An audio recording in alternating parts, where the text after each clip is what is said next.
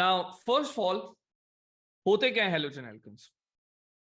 Halogen alkanes या haloalkanes, they are something with halogen in them, which is represented as X, joined with an alkyl group. You have an alkyl group, और उसके साथ halogen alkanes attached हैं. अब वो किस तरह से halogen alkane attach हो सकता है? Halogen alkane किसी की जगह पे आया होगा. So one simple reaction that we saw through which we were able to get halogen alkane was we started with alkane, we added chlorine, या bromine, या iodine with ultraviolet light, and we were able to get haloalkane. So that was a pretty simple, that if you have alkene, the other option that we saw was if you have an alkene, then alkene has double bond in it, and that you can add something to it, like you can add chlorine, bromine, iodine, or you can even add HCl or HBr, and then it will quickly break it down. What was the mechanism? This was free radical substitution. This was electrophilic addition. And then we have a third category, जिसको हमने explicitly अभी पढ़ा नहीं है, and that is you start with something that has nucleophile in it. Nucleophile क्या होता है? Anything with a negative charge or lone pair or partial negative charge that gets attracted to positive charge. So something with a nucleophile, like I can have R with nucleophile. So Nu to show nucleophile. And what I can do is that I can convert it to halogen alkene. कैसे? Halogen is negatively charged and halogen is also nucleophile. तो मैं इस nucleophile को substitute कर सकता हूं through a halogen alkane. And if I do that, then that is nucleophilic substitution. That is written as SN. और वो nucleophile कुछ भी हो सकता है. मतलब वो nucleophile मेरे पास एक पूरी list है. वो CN- हो सकता है, वो NH2 हो सकता है, वो कोई भी OH- for example हो सकता है. Okay, so these are all different nucleophiles, and there is a bunch of others that I can simply convert it like that. अच्छा, इनका opposite भी होता है. मतलब I can convert halogen alkane to alkene. कैसे? The reaction is called elimination. और कैसे होगा अभी मैं इसको आपको explain करूंगा कि कैसे होगा, but for now let's just write down what we need. So we need concentrated sulfuric acid to achieve this. No, wait, that is for alcohols.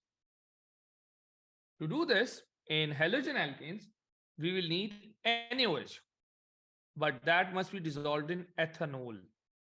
इसको हम बोलते हैं ethanolic NaOH, and if you reflux में इसको heat करना पड़ेगा. क्यों? Ethanol है, volatile है. Every time you get a volatile substance, you have to use reflux, otherwise it will evaporate. Now, can you convert haloalkane to alkane? Yes. Haloalkane से alkane में कैसे जाएंगे? डायरेक्ट हमारे पास कोई ऐसा तरीका नहीं है, कोई डायरेक्ट तरीका नहीं है हमारे पास, तो अभी के लिए हम इसको छोड़ देते हैं. हम इनडायरेक्टली जा सकते हैं. कैसे? पहले हम हेलोएल्केन से एल्कीन बनाएंगे, उस एल्कीन में हाइड्रोजन ऐड करके एल्केन बना लेंगे. Like that is a possibility that we have, but directly we don't have a method. Alright, okay. So यहां से ऐसे, and this is called organic synthesis. क्या आपने सोचना है कि मैं डायरेक्ट तो नहीं जा सकता या जा सकती? So what can I do? Similarly, you can go back to this thing by doing nucleophilic substitution again. कि आप X को किसी और nucleophile से substitute कर दो. One of those for if you want to do like OH, यानी कि alcohol अगर आपने बनाना हो, तो one of those methods is कि आप NaOH in aqueous situation अगर use करोगे, तो उससे अल्कोहल बना लोगे. So let me write that separately. थोड़ा सा just to give you an idea. So if you have alcohol, then you can convert to haloalkane through nucleophilic substitution, and you can go back by adding NaOH in aqueous solution, and it will simply do this reaction. And this is called the spider map. The spider map of haloalkane is basically telling me कि haloalkane का बाकी सबसे relation क्या है. How can I make halogen alkane and what can I make from halogen alkane? ठीक है. So ये हमारे पास simple से दो reaction है. If you think about it, there's only two reactions here. This one we have seen. This one we have seen. Now we just need to know how does something make nucleophilic substitution and how does something make the halogen alkane? And secondly, how do you go back to alkene या इसको वापस कैसे करते हैं? So it's technically a very simple topic, लेकिन इसकी use बहुत ज़्यादा है. अच्छा, अब halogen alkane में we will start with the first thing, which is nucleophilic substitution. कि कैसे nucleophilic substitution होती है? So here's the idea. Nucleophilic substitution simply means that you have a nucleophile that you're changing with another nucleophile. ठीक है? अब उसको करने के लिए पहली चीज, the first thing that we need to create the nucleophile. Nucleophile generate होगा तो कुछ और अगला step है ना? So let's look at the carbon halogen bond. First of all, we can get many different halogens. We can get carbon with chloride, we can get carbon with bromide, carbon with iodide, even carbon with fluoride. Now these bonds are, what do you think? Are they polar? They are polar, which means that they will have slightly positive and slightly negative charges. Sure, the strength of this dipole will decrease as the halogen atom becomes bigger. So this is the strongest dipole moment. And this is the weakest out of these. The dipole moment is the weakest in all of these. ठीक है. अब polar bond होने की वजह से one thing that we can do is that we can do heterolytic fission here. We can give both the electrons to the halogen, and through that we can break it down into a carbocation and chloride ion with a lone pair on it. Obviously इसके पास 8 हैं. We can make carbocation and bromide. We can make carbocation with iodide. तो अब यहाँ पे हमें इन दोनों के बारे में समझना है. पहली बात that we need to know about chloride, bromide, iodide. The size of these ions gets bigger. So which bond is the easiest to break? Iodide. Iodide, very good. Iodide is the easiest to break because it is the biggest ion, and that means the bond length is the biggest, bond energy is the lowest. तो उसकी वजह से ये easily break down हो जाती है. तो क्या मैं कह सकता हूं कि carbon with iodide will be more reactive than carbon with chloride? I can, right? The same carbon is there, but just because iodide is a way bigger ion, the bond is weakest, it is the most reactive. So kind of like saying more reactive element makes less reactive compound. Interesting. So I can say that if I have halogen alkane with iodide in it, it will be way more reactive than halogen alkane with bromide, and that will be more reactive than halogen alkane with chloride, and that will be more reactive than halogen alkane with fluoride. Okay, so here we have it. And turns out that carbon, when it makes bond with fluoride, the bond is so strong that halogen fluorides are virtually unreactive. They're pretty inert, okay? So the rate of reaction decreases as this happens. How do I separate? How do I know whether I have chloride, bromide, or iodide? The idea is really simple. First of all, I need to somehow make these chlorides separated. I need to somehow get the chlorides separated, and then I will check if I have chloride. Similarly, if I have iodide, as long as it's bonded with carbon, it will not show itself or show any color. So I need to separate it. So look at the spider map and tell me, how can I take the halogen out if I want to substitute it? What can I do to take the halogen out? I can do this. I can simply replace the halogen with OH, and that way the halide ion will be formed. So that's what I do. If I want to know if I have a random salt and if I have a halogen alkane randomly, I want to check what will happen. I'll simply add NaOH in aqueous solution here. What it will do is that it will replace the halogen with OH, and I will get sodium with that halogen. So for example, if I had chloride, I'll get sodium chloride. If I had bromide, I'll get sodium bromide, and you get the idea, right? Now, how do I test chloride ion? O levels, and then AS paper 3. How do I check for chloride? Dilute nitric acid, and then silver nitrate. Right? So I start with, let's say, halogen chloride, halogen bromide, halogen iodide. I do one simple reaction. I add NaOH in aqueous solution. I will get sodium chloride, sodium bromide, sodium iodide. Of course, there's an alcohol there as well. Now, next, I add nitric acid and then silver nitrate. If I have chloride, I'll get white precipitate. Why? Because silver chloride is white. I'll get off-white with Br, and I will get yellow with iodide. And based on this, I can easily figure out which halogen alkane I have. For off-white, we use the idea of cream as well. Like we say, it's cream color. Okay.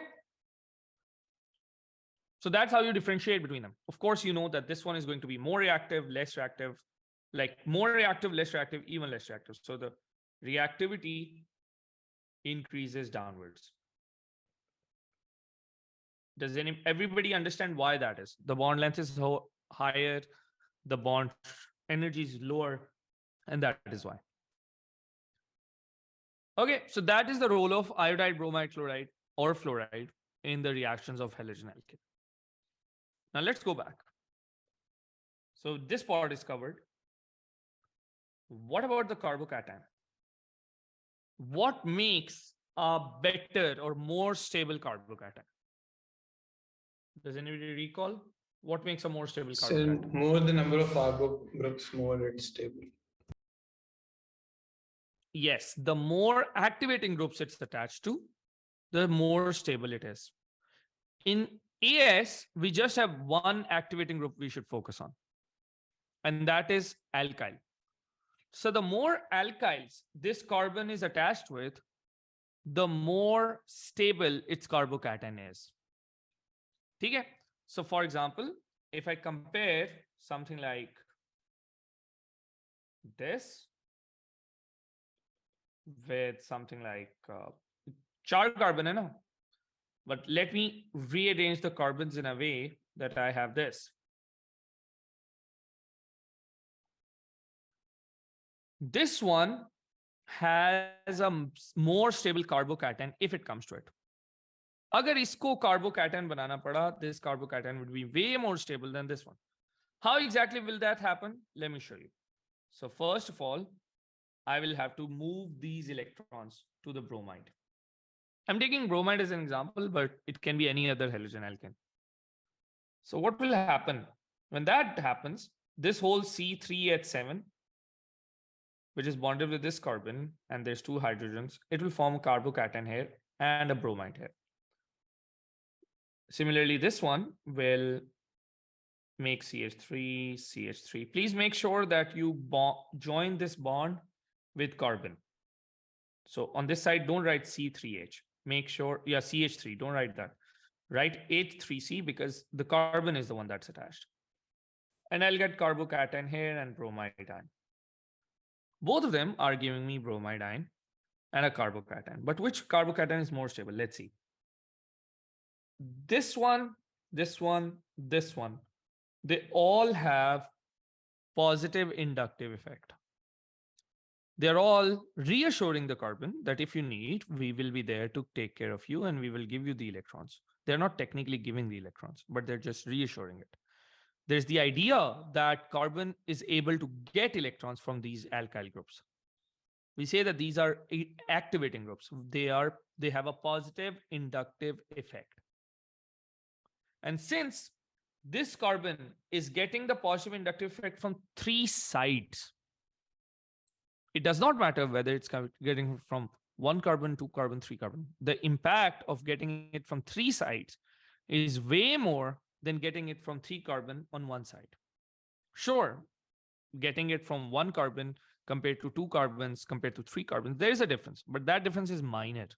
So the contribution of this carbon is very little because it's really far off.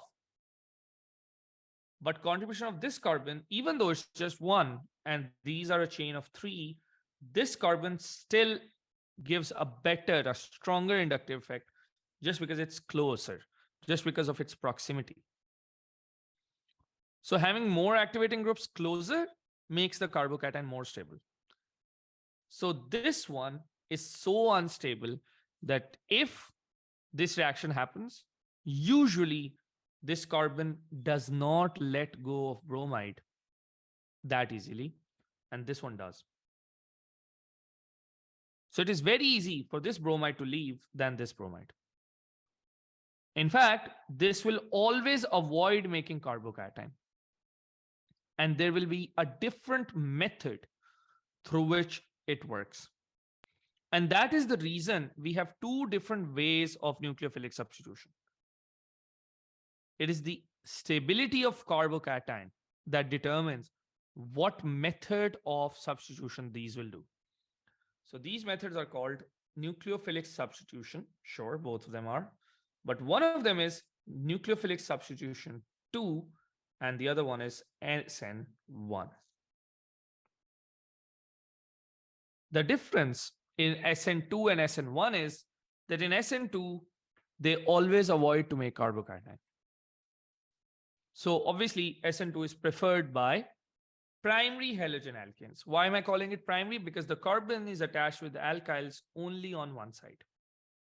But the tertiary halogen alkanes predominantly go through this route of carbocation. SN2 almost never does. SN2 almost never makes a carbocation. It finds a different way. Okay, so here's what will happen. Just for simplicity, I'm going to combine all of this and I'm going to make it carbon in the middle with C3H7 on the side, bromide, of course, the hydrogens, and this bromide is going to get the electrons, just like the other one is. But here's the thing. Why are they doing this? What is the nucleophile that's causing it to do that? So that one could be any nucleophile. I could say, just take a general nucleophile, like this nucleophile. Okay, so this nucleophile wants to come and displace the bromide. Notice that this carbon in here is much easier to attack because it is open. It is more approachable. It is less crowded. Okay. So this one, when it tries to do that, it can easily approach this. Sure, it is difficult for the nucleophile to attack it from the side of bromide. Why? Bromide is negative. It will repel the nucleophile. But still, this nucleophile can easily come in and attack it from this side. Why? Why is this happening? Because there's partial charges here. Because of the partial charges, the carbon is easy target and it can attack it. So what will happen? The nucleophile will come in, attack the carbon because of the positive charge, and this carbon is pretty open. It has just one side with carbon chain and the other side is hydrogen, which are small atoms. So it's easy to attack this. And as this nucleophile approaches, the electrons go towards bromide. Bromide has a reason to leave. So that's what happens. This breaks down. The bromide is going to go. How? The carbon is going to do something called making an intermediate. Sure, there is C3H7 on the side, but carbon is going to hold on to the nucleophile as well as bromide for a very, very small amount of time. It is the highest point in the reaction. It's not actually an intermediate step. It's just the transition state. Remember the graph that we draw where we do this? So this is this point in here where there's the highest energy and it's not going to stay there for long. So that's what happens. Of course, this thing has a negative charge. Why? Because the nucleophile came with a negative charge. So let's check it again. This carbon was open to attack because of the partial charges. The nucleophile attacked it and gave a reason for the bromide to leave with the 2 electrons. And now it has made an intermediate. This intermediate has 5 bonds, which are technically impossible. Why? Because carbon does not have 5 orbitals that it can share. So this is just a transition state. It's not an actual molecule that or actual ion that is made. It's just the transition state. Sir? What happens next? Yeah. So the negative charge is because of the nucleophile? Yes, the nucleophile came with a negative charge. And now we're going to get the carbon. It will have given the OH. So the nucleophile, for example, would have picked a place and the bromide is now lost. And you're left with this. So if the nucleophile was OH, it will come over here. If the nucleophile was CN, it will come over here. If the nucleophile was some other thing, wo yahan pe aa jata. What does the rate of reaction depend on? First of all, remember, if any reaction depends on partial charges, it will be a slow step. Okay. Secondly, if this bromide wants to leave, it needs to be pushed out by this nucleophile. That means concentration of the nucleophile as well as the concentration of this molecule, both of them have an impact on the rate of reaction.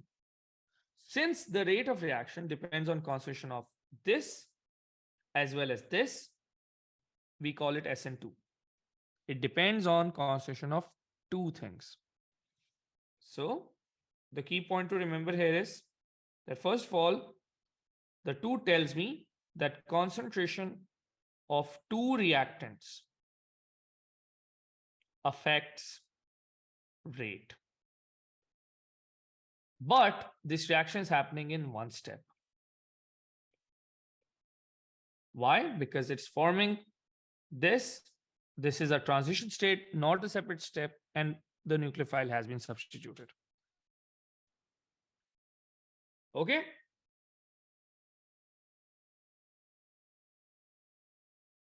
Single step mechanism, but the rate depends on concentration of both of these things. We can also say that this is a bimolecular reaction. Bimolecular, the rate depends on 2 molecules. All right. So will they ask us about the rate of the reaction or no? In AS, they will just ask you questions about rate in general, or they might ask you to write the rate equation. Not for these, usually inorganic mein aata hai wo. But in Okay, A2, this will come back. Okay. So it's good to have a strong foundation right now. Okay, now let's look at this situation. This one is not afraid of making an intermediate. This one is not afraid of making carbocation. This one was. It was not willing to let go of bromide because the carbocation would be highly unstable, and this wouldn't want to get into that situation where it will be unstable. So it doesn't let go of bromide that easily. That is why it always lets the nucleophile push the bromide out. But यहाँ पर carbocation बन सकता है. एक तो ये reason है कि यहाँ पे कार्बोकैटायन स्टेबल होगा. दूसरी रीजन ये है that न्यूक्लियोफाइल आए कहां से भाई, कहां से अप्रोच करे इस कार्बन को? हर जगह तो क्राउडेड है. You have alkyl groups, you have bromide, हर जगह तो वो जुड़ा पड़ा है. This nucleophile has no way of approaching the carbon here. It is being repelled everywhere. It has to first wait it out. It has to slowly let the bromide leave. The keyword is slowly. This is a slow step because the nucleophile is not doing anything. Its negative charge is not doing anything. The partial charges are the things that are at play. Sure, it slowly pulls bromide out. It might entice it with some hydrogen ions or some sodium ions or something like that. But the nucleophile here is not doing much. वो उसको push नहीं कर रहा. यहाँ पर the nucleophile actually actively pushed it out. Here it's not doing much. वो कर नहीं सकता, वो approach नहीं कर सकता कार्बन को. So it first waits for bromide to leave. So this is actually one step. It will wait for this intermediate molecule to be made, and that is when it pounces. That is when it attacks with the lone pair. Okay? And we will get the nucleophile has been substituted again. We will get CH3 here, CH3 here, CH3 here, and the bromide is pushed out. वो तो पहले भी चले गया था. Two important things to understand. In this reaction, the one tells me concentration of halogen alkane affects rate. That's all. Only one thing.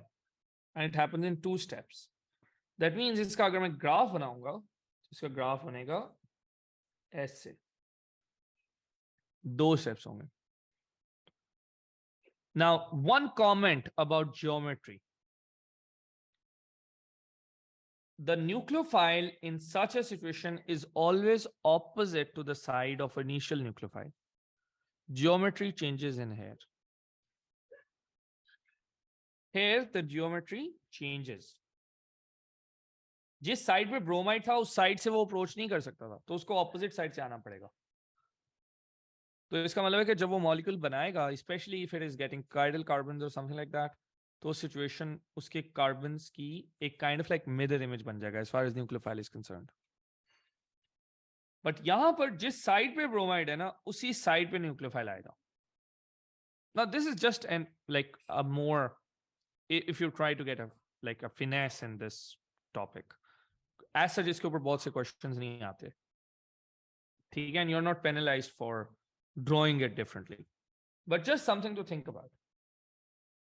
All right, so does everybody understand why primary halogen alkanes prefer to go through the SN2 mechanism and tertiary halogen alkanes prefer to go through SN1? Yes, sir. Perfect. सबको आता है ना, किसी को नहीं आता तो please पूछ लें. All right, so it has to do with the ability of alkyl groups to donate electrons. It has to do with the inductive effect. It has to do with the stability of carbocation that depends on that. So primary carbocation is less stable, tertiary is more stable, and secondary is somewhere in the middle. So secondary carbocations do exist, but they all depend on how much alkyl effect, alkyl groups are giving the inductive effect. So हमें question हमेशा primary और tertiary के बीच में आता है, because they are always going to show it. Or the chances of a tertiary carbon doing the SN2 mechanism is ridiculously low. मतलब 1 in 60-70,000 chance होगा कि वो ये करे. ठीक है? So Sir, that's the I have case. a question. Go on. In SN1, पहले आपका carbocation बनता है and then the nucleophile attacks. Yes. And then in SN2, the nucleophile and the halogen attack together. Yeah, they collaborate. Yes.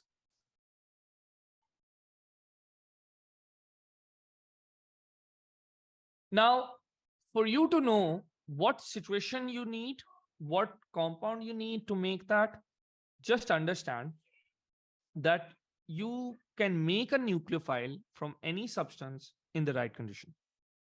So for example, अगर मुझे हर nucleophile का obviously source different होगा, तो अगर मुझे OH बनाना है ना nucleophile, तो मुझे alkali चाहिए in aqueous situation.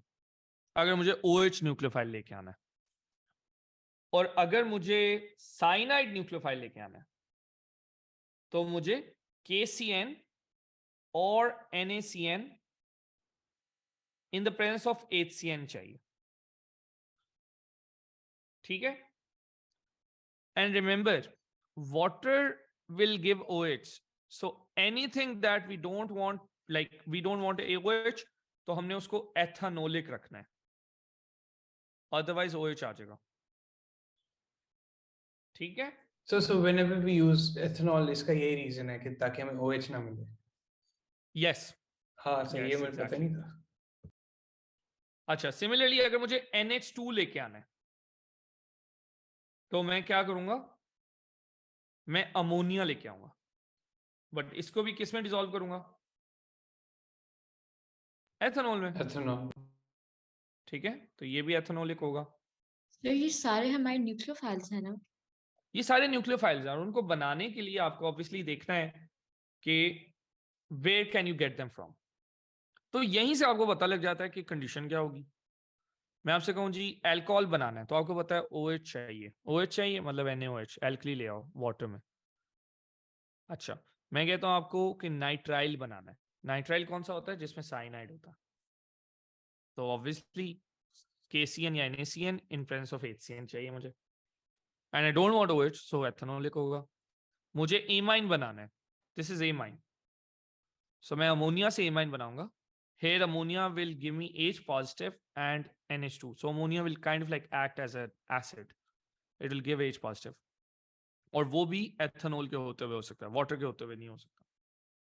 ठीक है? So these conditions are important. Similarly, every time you have a volatile situation, volatile liquid, volatile gas, तो हम क्या करते हैं?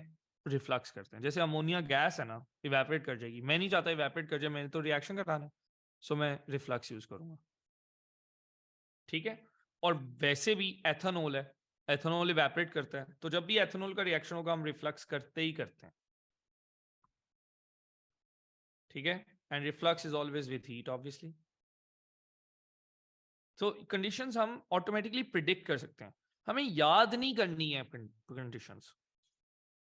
हमें पता है NH2 कहां से आएगा, अमोनिया से ही आएगा, और तो कहीं से नहीं आ सकता. हमें तो कोई नहीं पता कहां और से आएगा. अच्छा, एक और बड़ी जबरदस्त बात है, this has a carbon in it, so this elongates the carbon chain. The word we use is extends.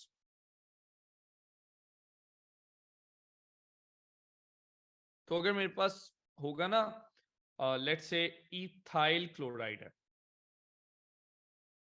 और मैं इसको रिएक्शन करा देता हूं KCN के साथ.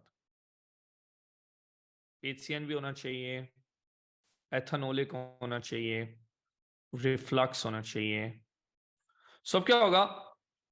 यहां पर CN आ जाएगा, और obviously KCl will be made separately. या अगर H होता है यहाँ पे, क्योंकि usually we use HCN is large quantity and KCN is small quantity, तो हमारे पास HCl बन जाएगा. अब this thing on the left was ethyl chloride, या इसको हम क्लोरोइथेन भी बोल सकते हैं. But this one is propane nitrile. The extra carbon is there.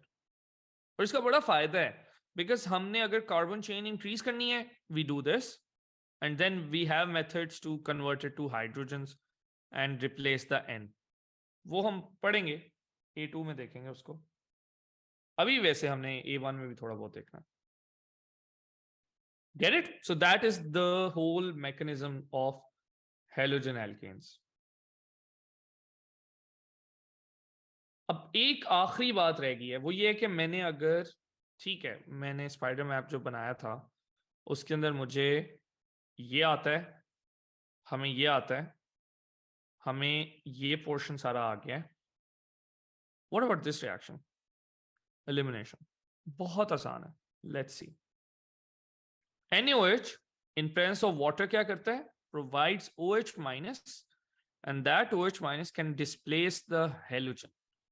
What this same NaOH, if I have, let's say I have this, and I add NaOH, but this time there's ethanol in it. It's not dissolved in water. So what it does is it removes the H from one carbon and Cl from the other carbon. And this reaction is called elimination reaction. Elimination reaction is when one simple molecule is removed from a large molecule. One simple molecule is removed from a large molecule. In this case, we will be removing HCl. So we remove HCl, and then of course, what are we left with? This carbon lost chloride, this carbon lost hydrogen, so obviously they bond together to make alkene. And that HCl won't stay. आपके पास NaOH है. NaOH is going to react with it, make NaCl plus water plus this whole thing. So the drive to do neutralization is so strong कि वो HCl create करती है पहले और फिर neutralization करती है. और इस सारे process में हमारे पास alkene create हो जाता है. So you can make alkene into halogen alkane. That is what we studied yesterday and the day before. And you can make alkene from halogen alkane through elimination. Okay. So it's interesting because sodium hydroxide in ethanol reaction कुछ और कर रही है, in water reaction कुछ और कर रही है वही चीज है. All right. I will share some notes with you. उनमें there are uses of halogen alkanes. Do pay attention to that. उसको जरूर पढ़ लीजिएगा because that's important. And also halogen alkanes have a lot of impact on environment. हमारे पास chloroalkanes are responsible for ozone gas depletion, especially in the presence of fluorine. So chlorofluorocarbons होते हैं वो, and they can affect the ozone layer. Halogen alkanes are super useful. वो react नहीं करते बहुत ज़्यादा, especially the ones with fluorine. They're not quite kind of inert. उनके बहुत से uses हैं. They're safe except when they go out in the atmosphere, तो तबाही फेर देते हैं. So that's one problem that we have with them, and we are looking for alternatives to them. But still, we are a long way from getting rid of them, or even if we need to get rid of them, we probably just need to be more responsible.